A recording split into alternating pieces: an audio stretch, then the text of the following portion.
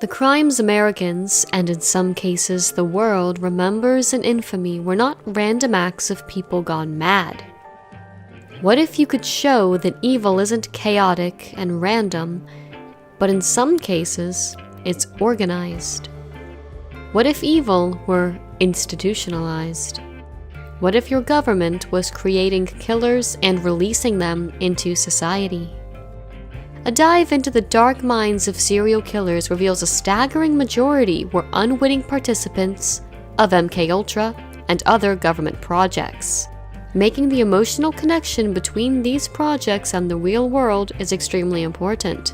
This impacts reality. Since 1960, 135 serial killers have wreaked havoc in America, while the rest of the world produced only 45. In America, there are two main forms of media spotlights: celebrities and murderers. And in the media machine, these two are often the same. I don't like this word, but I'm kind of a celebrity. We can see this in what content people choose to consume: entertainment via celebrities, or entertainment via true crime. This genre has always been popular, but it has recently become more popular than ever. Fame, or infamy, works both ways, being loved by the public or reviled by the public. Either way, the outcome is immortalization in the minds of millions. Hi everyone, it's Alexandra. This is the 4th episode in the programmed series. If you haven't watched the previous videos, please do so before continuing. We've already uncovered the origins of MKUltra and the CIA. Now we're going to focus on some of the results of those experiments. Serial killers.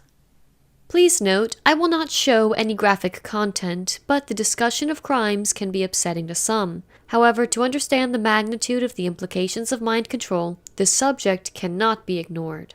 American journalist David McGowan states that the lone gunman theory, or the idea that mass murders are random, is just a deflection for a more sinister operation that involves mind control, politicians, the CIA, US military, doctors, entertainers, and the rich. A link to his work, Programmed to Kill, is in the description.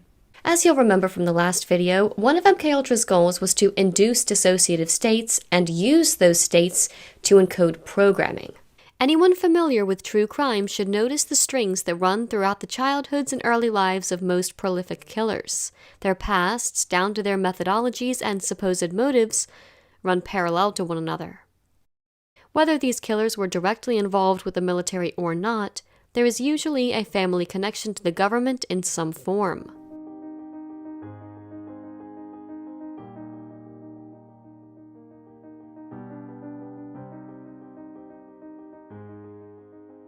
Gary Heidnik was a murderer whose crimes are too graphic to repeat.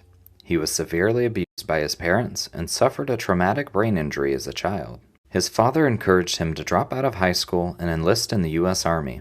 When he left the Army, he went on to found his own religious organization, or cult, the United Church of the Ministers of God, where he perfected how to manipulate others. He took his Army disability check and opened an account in the name of the church to avoid paying taxes. His church, even though he only had 50 members, went on to make at least $500,000. Heidnik's lawyer said, "I found that my client was a guinea pig for the U.S. Army, and it will be proven beyond any doubt." Army and Veterans Administration documents show Heidnik was the subject of LSD tests between 1961 and 1963. The Unabomber, Ted Kaczynski, had an IQ of 167 at the age of 5. By 16, he was earning an undergraduate degree at Harvard University while being used as a subject of MKUltra. He was among 22 students who were research subjects in the ethically questionable experiments conducted by Harvard University psychologist Henry Murray from late 1959 to early 1962. Murray was a former lieutenant colonel with the Office of Strategic Services, or OSS, during World War II, which, as discussed in the last video, became the CIA after the war. Then there's Henry Lee Lucas, born one of 9 children to alcoholic parents, who spent his early years in and out of prison and mental hospitals. Though his brother joined the Navy, Lucas was not involved in the military. However, he recalled being trained by a cult named Hand of Death in the art of killing. In the book The Hand of Death, the Henry Lee Lucas story, he claims the cult's members varied. Some were socially prominent and also included high-level politicians. He claimed to be a contract killer and an abductor of children whom he delivered to a ranch in Mexico near Juarez. Once there, they were used in the production of child pornography and for ritual sacrifices.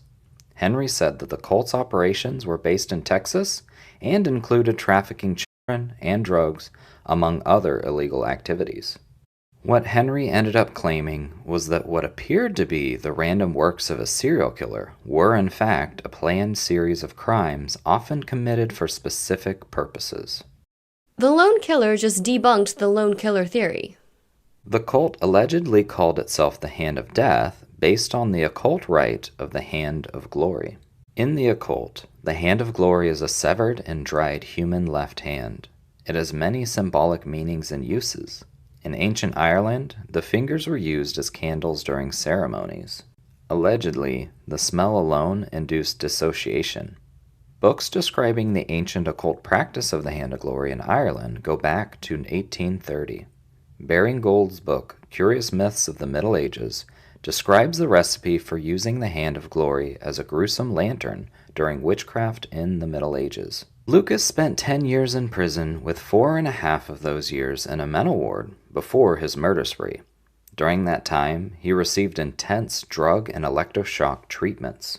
He would later describe this period of incarceration as a nightmare that would not end. He complained chronically about hearing voices in his head, taunting him day and night. Lucas befriended Otis Toole, a confessed cannibal and convicted serial killer.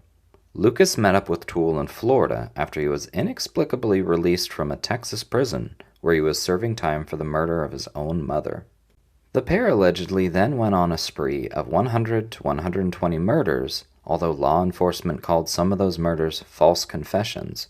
Lucas was eventually convicted of 11 murders.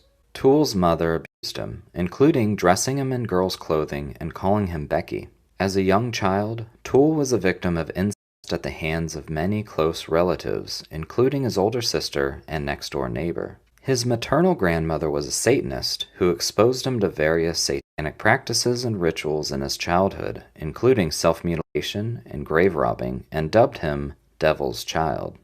In 1998, 3 days before Lucas was scheduled to be executed in Texas, then-Governor George W. Bush, infamous for refusing to grant stays of execution to any death row inmate, did something he had never done before or since: commuted his sentence from the electric chair to life in prison. George Bush had executed more people as governor of Texas than any other governor. On June 18, just 12 days before Lucas's scheduled execution, Governor Bush asked the State Board of Pardons and Paroles, whose members are appointed by Bush himself, to review his case. Strangely enough, 8 days later, the board uncharacteristically stated that Lucas's execution should not take place. Lucas became the first and the only recipient of Governor Bush's compassionate conservatism. John Wayne Gacy, the killer clown, had political connections as well as organized crime connections. He claimed to be the cousin of local mob figure Tony Accardo, and that he was an aide to Chicago Mayor Richard Daley, as well as being on friendly terms with Illinois Attorney General William Scott.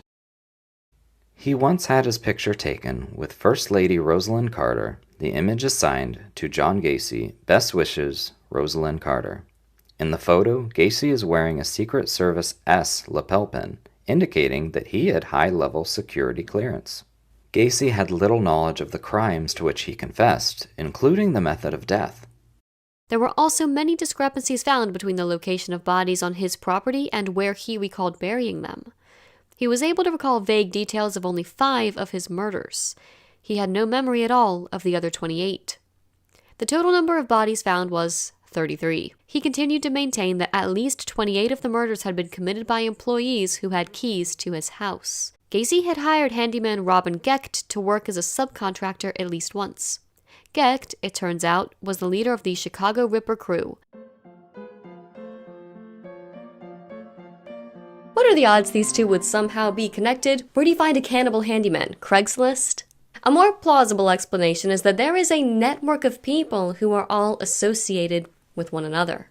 Another serial killer, Dean Corll, who killed nearly 30 boys in the 1970s, was also part of the same child sex trafficking network as Gacy. Corll was known as the Candyman, since his family owned a candy store and he regularly gave boys candy. Corll was in the United States Army in 1964 and was ultimately assigned to Fort Hood in Texas. One of Corll's accomplices, Elmer Henley Jr., stated he was lured in and groomed by Corll before being told he belonged to an organization that sold boys into a sexual slavery ring operating from Dallas. Henley was offered $200 for every boy he brought to Corll. This statement was corroborated by another accomplice, David Brooks.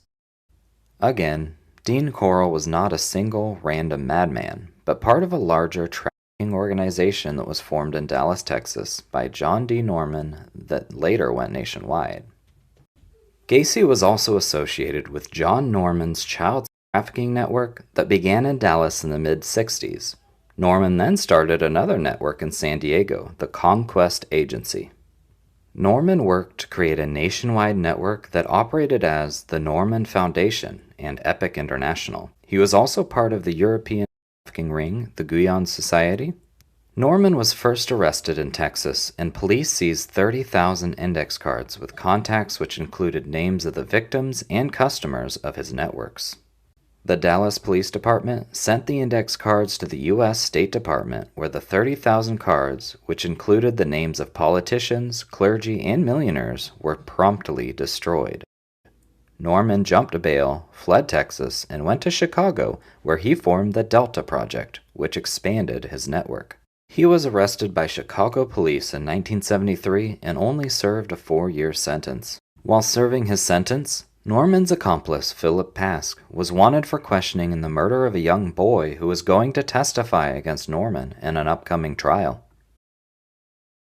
The connection with Gacy is in these checks that the police recovered, showing that Philip Paske was paid several times by Gacy's construction company. This is a common way to hide payments for illegal activities. Norman's ring remained active in Dallas, Los Angeles, and Chicago. The U.S. Senate held a hearing from May 27 through June 16, 1977, detailing Norman's network and found that the Delta Project was still running, even though Norman was in jail.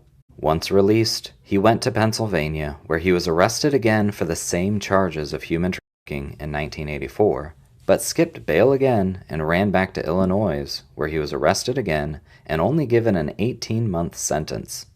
He died in 2008 at the age of 82, with no indication he ever stopped running his network. John Norman was a trafficking kingpin that connects to John Wayne Gacy and Dean Corll. Norman was the mid-century Jeffrey Epstein. Then there's the late 1980s Arthur Shawcross case, where he claimed to take on an alternate personality named Bessie when he murdered victims. Arthur Shawcross was one of the subjects of the military-funded project known as the Phoenix Program, which we'll discuss later. One of the brains behind the program was the military intelligence officer Michael Aquino, who specialized in psychological warfare. Aquino also happens to be a member of Anton LaVey's Church of Satan. He eventually broke off to form his own sect, the Temple of Set. Something important I want to note is the classic denial by the psychiatric community of dissociative amnesia and the presence of alternate personalities. Renowned forensic psychiatrist Dr. Park Dietz, who consulted for both the FBI and CIA, dismisses Lewis's diagnosis and testified under oath during Shawcross's trial that he felt Lewis was inviting Shawcross to play various roles, which in turn led him to make up Bessie. He also told the producers of Crazy, Not Insane he believed multiple personality disorder is a hoax. The most prominent and influential psychologists are trained by the CIA to deny DID and RA in order to provide cover for their operations. The false memory syndrome was invented by these psychologists to explain away too many documented patterns and instead blames the victim. The web of lies runs wide and deep. Although false memory psychologists point to therapy sessions as the setting in which people commonly determine that they forgot and then remembered abuse, Elliot found that the majority of people who had forgotten a traumatic event and then remembered it identified the trigger as some form of media presentation, such as a film or a television show. Psychotherapy was the least common trigger for remembering trauma. Studies have shown that your brain is able to make up memories. Adults got convinced that as children they were lost in a mall even though it did not happen to them. After that study ended, subjects were convinced they had experienced being lost in a mall. The researchers, however, were unable to convince subjects of experiences they had no mental reference for, like going diving in a cave as a child if the subject has never been diving. What this means is yes, our brains can alter and make up memories, but only if you've had an experience your brain can reference. Everyone has been in a mall, everyone has been lost as a kid at some point. However, you don't have a mental reference of if you haven't been through it. Now, by the late 80s, trauma programming was not unheard of, and someone who was consulted for the FBI and the CIA is certainly knowledgeable of those projects that we're discussing. Their official stance is denial and diffusion of responsibility. There's no way most of these people with ties to the dirty organizations can be so ignorant when the MK documents were declassified through a Freedom of Information Act request in 1977. That produced 20,000 documents and led to the Senate hearing later that same year. Remember who was on that committee? 47 years and nothing has been done about it. The CIA spent $26 million on LSD experiments in 54 institutions. There is no room for plausible deniability. This video only touches on a small handful, but the majority of notorious serial killers were bred, not born. The agencies created a perfect storm and released programmed assassins, all of which had ties in some way or another to intelligence agencies and satanic or cult undertones. David Berkowitz, the Son of Sam killer,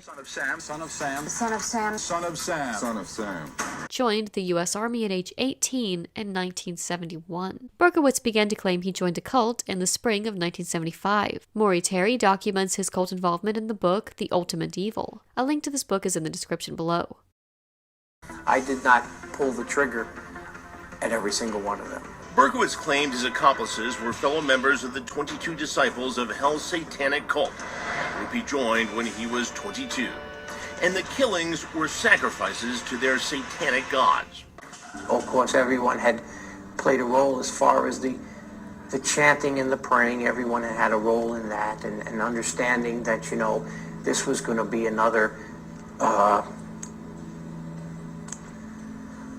sacrifice to our gods, bunch of scumbags that they were, our gods, Lucifer and his crew, and we said, yeah, this is going to be another one for you, you know. And in 1993, Berkowitz claimed in a televised interview with Terry that he had been a member of a violent satanic cult that had orchestrated the murders as part of a ritual sacrifice.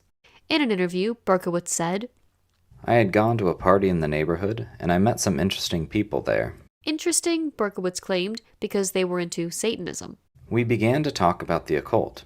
It just came up. He said he would go with the group to a park in Yonkers, Untermeyer Park. And there'd be people getting high and going through some rituals. They were into the occult. I met some people there who said they were witches. There were animal sacrifices and other dark and ugly things happening. He said he got caught up in the rituals. The group, he said, began to take over his very soul. It was a recruitment process. A slow but methodical recruitment process. But Berkowitz said it was about more than animal sacrifice. They were into child pornography, and there was other people there into that thing, you know, where they wanted that, and they would provide that. Producing CP? Is that what you were saying? And providing children? Yeah. Some members of the group, according to Berkowitz, were plotting ritualistic murder, human sacrifices to the devil, which is what this born-again Christian was now saying the Son of Sam killings were all about. They were working with Satan to try to bring in a lot of chaos. Untermeyer Park in Yonkers is the same place Berkowitz said the group he ran with was centered and frequently held gatherings in the park. We've discussed how Samuel Untermeyer funded Cyrus Schofield in my video, The Antichrist Investigation.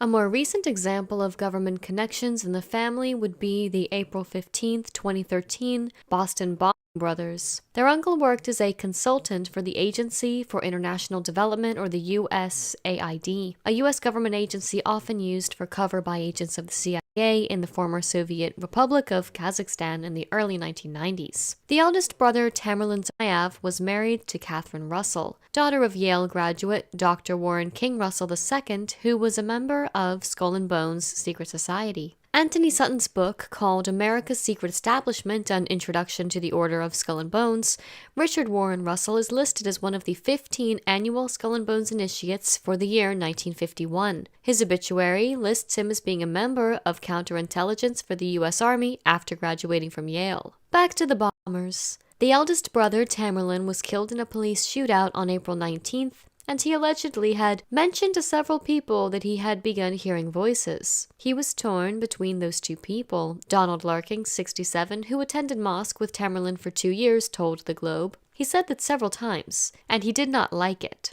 The Globe reports that Tamerlan's descent into radical Islam seems to track with him reporting hearing voices, and believing that he was under mind control. He believed in majestic mind control, which is a way of breaking down a person and creating an alternative personality with which they must coexist, Larkin said. You can give a signal, a phrase, or a gesture and bring out the alternate personality and make them do things. Tamerlan thought someone might have done that to him. Tamerlan made comments to his mother about having 2 people in his head as early as 2008. She admitted to a family friend. Max, another family friend who was a urologist, told The Globe that when he heard about Tamerlan's admission, he concluded that he likely suffered from schizophrenia. Despite his advice, Tamerlan's parents never sought mental health treatment for him. Here we have an example of ignorance about mental health, and people paying the price for it. Dissociative disorders are the only disorders with multiple personalities. Hearing voices, as is the case with schizophrenia, has nothing to do with multiple personalities.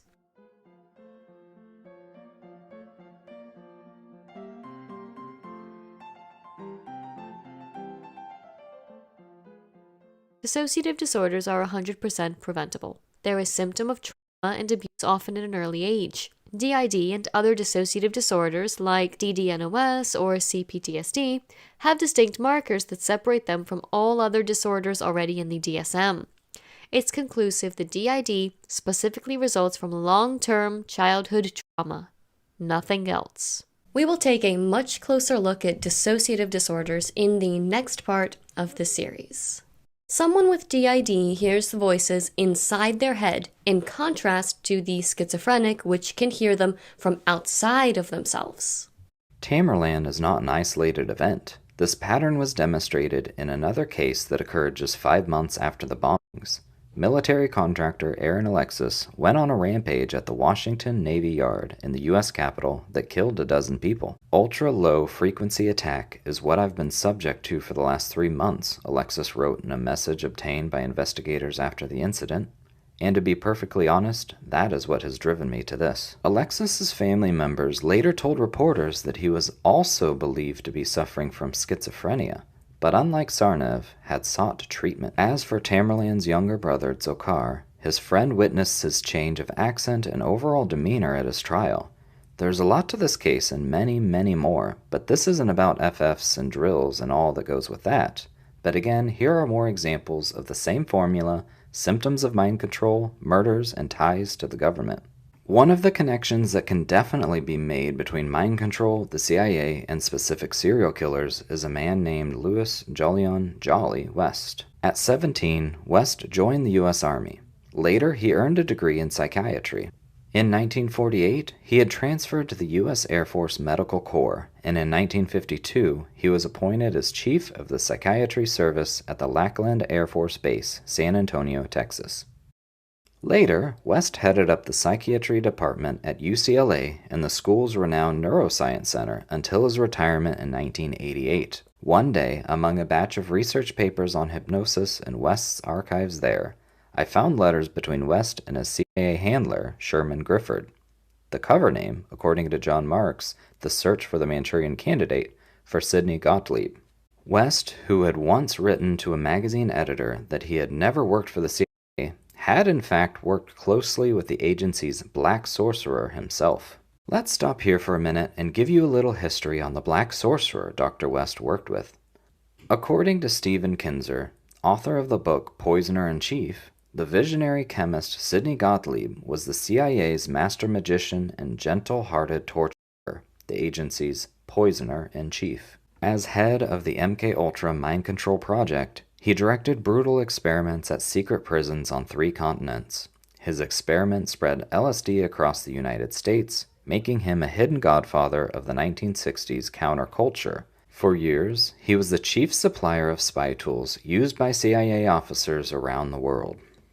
Late in the fall of 1966, West arrived in San Francisco to study hippies and LSD. When he arrived in Haight-Ashbury, West was the only scientist in the world who had predicted the emergence of potentially violent LSD cults such as Charles Manson's family. It's easy to predict something will happen if you're the one who's going to make it happen. The person Sidney Gottlieb put in charge of the LSD programs in San Francisco was Louis Jolly West. In the Height, West arranged for the use of a crumbling Victorian house on Frederick Street, where he set up what he described as a laboratory disguised as a hippie crash pad. The pad opened in June 1967 at the dawn of the Summer of Love. The CIA also set up a free medical clinic in the neighborhood under the pretense of giving them free medical care, but with the covert goal of examining them and using them as test subjects. The Manson family regularly came through this clinic, and another psychiatrist who worked on mind control experiments with West even embedded himself in the cult for several months. West was deeply connected with the Manson case, but was strangely absent from the trials. In 2019, a news article questions whether a CIA secret LSD lab turned Manson into a killer. The article says that the answer could be in Manson's lost year in the Haight-Ashbury district of San Francisco, California, a year largely overlooked in the endless dissection of Manson's crimes, where during the 1967 Summer of Love, he began to drop acid and form his cult. That's the exact answer. Charles Manson was programmed by Dr. Jolly West in San Francisco, who was working with Dr. Sidney Gottlieb and the CIA. An alarming number of serial killers were unwilling participants of MKUltra and other secret government projects. Rather than the profile of a lone predator, we find controlled assassins and patsies conditioned and programmed by a variety of intelligence fronts including military entities, psychiatric institutions, and satanic cults. McGowan, as previously mentioned, wrote, "For anyone who doubts that the CIA or any other of the numerous interwoven intelligence agencies would be doing these things, it's important to remember that we are talking about the same agencies that, through operations like Paperclip, recruited some of the most twisted men from the Third Reich, such as Klaus Barbie and Joseph Mengele. At this point, anyone who still believes the old disinfo campaign of, if there were some nefarious reason for these killings, be it mind control or cult involvement, well, we'd all know about it. It's not armed with the facts." With so much evidence available now, it is not an option anymore to ignore this. It takes dedicated research, and you will never be told any of this from the mainstream media. They are in the business of covering it up for a reason. But all of the information that I have found is open source and accessible to anyone who cares enough to know the truth. Money and connections shape reality as far as the media is concerned. There is always more to a case than the public is aware of. I invite you to take a look at the way the Menendez brothers were torn to shreds by the media after recounting the horrific abuse they suffered at their parents' hands, and consider if the media is sympathetic to victims of abuse or to the abusers. We want justice. We want blood justice fast. No indication of any kind that there was ever any abuse. Prosecutors say greed drove the boys to shooting their parents to death last August.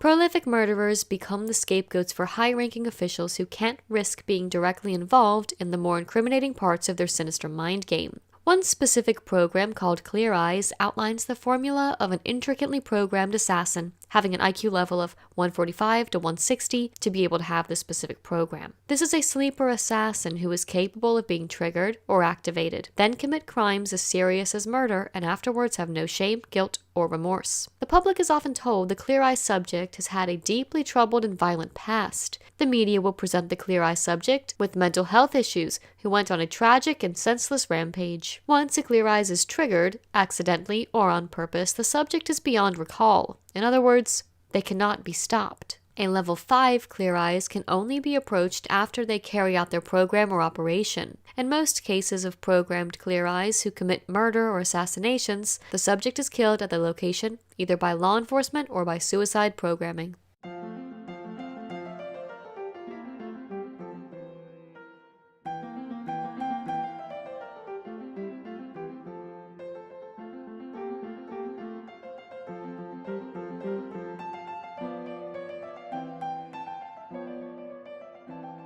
CP, in other words child and then a word that should never involve children, is a multi-billion-dollar business in the US alone.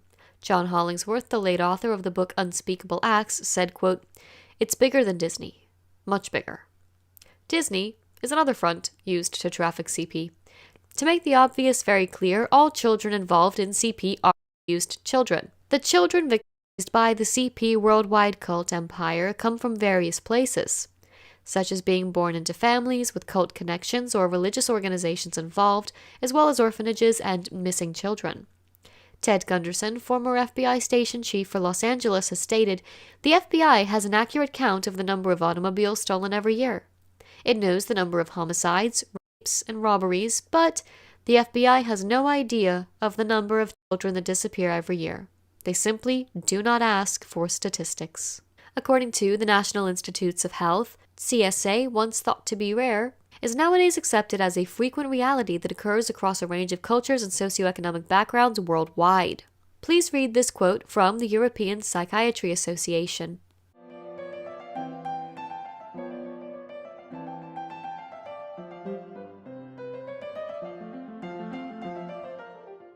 The CIA is behind a blackmail operation in which child were used to honey trap and compromise politicians, military, top businessmen, and key officials. This fact made it into the news in 2019 during the vetting process for the new Secretary of Labor, Alexandra Acosta. New allegations from the Daily Beast and journalist Vicky Ward reported that Acosta told the Trump administration during the screening process for his current role that he was asked to cut a deal with Epstein because he was told the financier belonged to intelligence, and that the issue was above his pay grade. Intelligence in this case could mean either CIA, MI6, Mossad, or any combination of the three. Let me be clear. Child trafficking is run as a single, integrated world operation. This operation is coordinated by the CIA and other foreign intelligence agencies. Think that's bad? But wait, there's more! We're going to talk about 3 more projects. The CIA uses drugs, hypnosis, torture, sleep deprivation, and even study darker ways to control their subjects. A sub-project of MKUltra, called MK Often, incorporated research into the occult and demonology after Dr. Stephen Aldrich took over the program from Dr. Sidney Gottlieb. Dr. Stephen Aldrich took over the leadership role, and ORD continued to probe for ways to control human behavior until 1979, and they were doing so with space-age technology that made the days of MKUltra look like the horse and buggy era. Creating a subservient society was not out of sight. Aldrich inaugurated Operation Often, which incorporated the occult and demonology. They searched for ways to use the paranormal in spying and counterintelligence. ORD sponsored work in parapsychology. Along with the military services, agency officials wanted to know whether psychics could read minds or control them from afar, telepathy, if they could gain information about distant places or people, clairvoyance or remote viewing, if they could predict the future, precognition, or influence the movement of physical objects or even the human mind. It was then expanded to study the effects of various drugs on animals and humans. According to author Gordon Thomas's 2007 book, Secrets and Lies, the CIA's Operation Often, was also initiated by the chief of the CIA's Technical Services Branch, Dr. Sidney Gottlieb, to explore the world of black magic and harness the forces of darkness and challenge the concept that the inner reaches of the mind are beyond reach. As part of Operation Often, Dr. Gottlieb and other CIA employees visited with and recruited fortune tellers, palm readers, clairvoyants, astrologers, mediums, psychics, specialists in demonology, witches and wizards, Satanists, other occult practitioners, and more. Throughout the 60s and 70s, various intentional acts of violence began to explode in the U.S. as a result of the hideous Phoenix program, which was designed to use extreme shock to traumatize the Vietnamese people during the war into compliance. This project, along with MKUltra, was deliberately used to induce PTSD and CPTSD. One of the people who was terrorizing the Vietnamese was Arthur Shawcross, who was later let loose in the U.S. He was one of their victims who was used to victimize others. The Phoenix program was halted, and the scientists continued their work under a new name, first Phoenix 2, before calling it the Montauk Project. It was run covertly by the military with private funding since Congress had put a stop to the Phoenix Project. Stranger Things is based on a mix of MKUltra, Project Stargate, and the Montauk Project at Camp Hero. The Montauk Project, formerly called Phoenix 2 Project, was, according to some, an extension of Project Rainbow, and the Philadelphia experiment that ran from 1970 to 1983. These experiments involved mind control, genetic manipulation, weapons research, weather manipulation, and various other electromagnetic experiments. The project took place at Camp Hero Air Force Base on Montauk, Long Island. Let's look at one last example of what was produced by this project. The Columbine case of Eric Harris and Dylan Cleveland was carried out April 20th of 1999. The days falling on the week of April 20th are significant dates to occultists and are associated with the pagan worship of Baal and fire sacrifice. The McVeigh, Oklahoma City bombings were carried out April 19th of 1995. The Waco massacre on April 19th of 1993. The list goes on. While there are countless discrepancies between the official narrative and what really happened at Columbine, signs indicate that Eric was a victim of mind control programming. Now remember, this took place in 1999. An archive of a transcript from the basement tapes, which are videos Eric and Dylan made regarding their motives and thought process, were destroyed in 2011. An archived newspaper from 1999 has a headline that states, "Columbine killers envision hijacking and crashing plane." But hang on, there's another detail. Eric and Dylan wanted to hijack a plane and crash it into New York City. Again, this was in 1999. Eric Harris's father retired from the Air Force as a lifelong career officer, where he had been involved in covert intelligence programs for over 20 years and moved the family to Littleton, Colorado in 1996, just 3 years before the disaster. Many residents in Littleton are employed by Lockheed Martin, the largest defense contractor in the world, and a front company for military intelligence black projects. Lockheed Martin owns a company called Access Graphics in Boulder, Colorado, which was being run by John Ramsey, the father of Sean Benet, at the time of his daughter's death. Prior to moving to Littleton, Colorado, the Harris family was living at Plattsburgh Air Force Base in New York State. The Stewart Air Force Base in New York was in between Plattsburgh and Montauk. Long Island's Montauk Air Force Station and nearby Brookhaven National Labs have been implicated as facilities carrying out mind control, among sites we will discuss in the next video. Eric Harris was essentially one of the mind-controlled Montauk boys coming out of Camp Hero. There are indications that the 1960s Plattsburgh Air Force Base was linked to Ewan Cameron, president of the American Psychiatric Association, the Canada Psychiatric Association, and the World Psychiatric Association. He also had ties to the CIA, NSA, and other malevolent factions of intelligence agencies, not to mention his massive abuses in the MKUltra project just over the border in Montreal. You'll remember we discussed him in the previous video. Reports indicate that this legacy continued at Plattsburgh through the 70s and beyond, with electromagnetic and radio frequency and mind control activities tied to some of the experimentation at Montauk. Those involved with the military, Air Force, Navy, etc. often program their children because of the following. There's easy access to the child, the family can reside on the base if needed, the necessary technology is available, and the environment is controlled. Some of the government names for alien programs are MyLabs, Project Mannequin, and the Montauk Project. MyLab is a military operation carried out to convince the targets of the operation that they have had an encounter with extraterrestrial beings, which is actually a staged ploy. DARPA is the organization that directs the MyLab projects.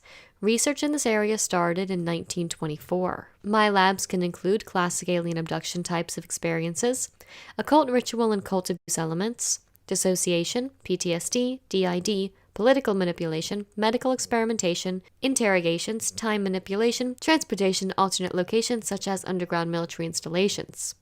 An example would be the numerous underground bases in Oregon. MyLab programming typically takes place underground. Here's a list of some underground bases.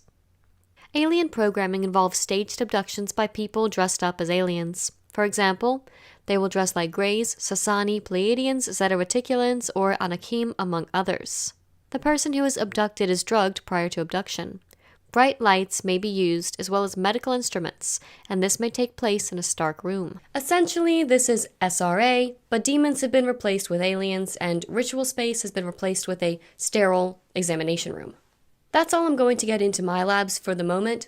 If you're interested, I suggest starting with researching MyLab programming and the Orion project. Just remember that this field is riddled with disinformation, so use your discernment and think logically. What we know to be factual is that MKUltra and many sub-projects happened, and trauma-based mind control continues to happen. We know that children have been trauma-programmed. We know the government lies. And experiments on civilians. Quote, the key to creating an effective spy or assassin rests in splitting a man's personality or creating multipersonality with the aid of hypnotism. This is not science fiction. This has and is being done. I have done it. Dr. G.H. Estabrooks is quoted in a 1968 article in the Providence Evening Bulletin. I highly suggest looking into 32nd Degree Knights Templar Estabrooks, who wrote this book, Spiritism and Hypnotism, in the early mid-1950s. You can also do a search on Dr. Thomas Narut. The carefully crafted folklore around government activities has made it very difficult to get to the truth. The lore around these topics hides the truth beneath a mountain of lies and ends up working as its own cover or smokescreen. The culture around something that they want hidden is created so that any truth discovered is dismissed outright or through effective conditioning entwined with the lies. Many serial killers and mass shooters we see in our recent history share the telltale signs of an MKUltra assassin. The American folklore, the myths, the smokescreens of the serial killer hides a much bigger, fearsome, and marauding monster: governments.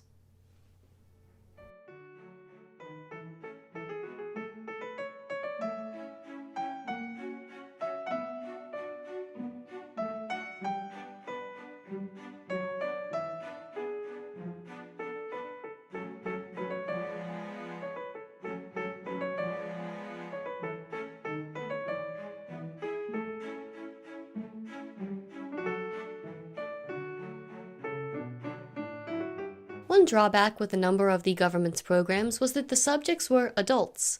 Thus, their minds were more difficult to manipulate. As a result, this led to programming practices on infants and children. One project we have yet to mention is the subject of the next part in this series, the Monarch Project. As always, thank you for watching this video. I'll see you again soon.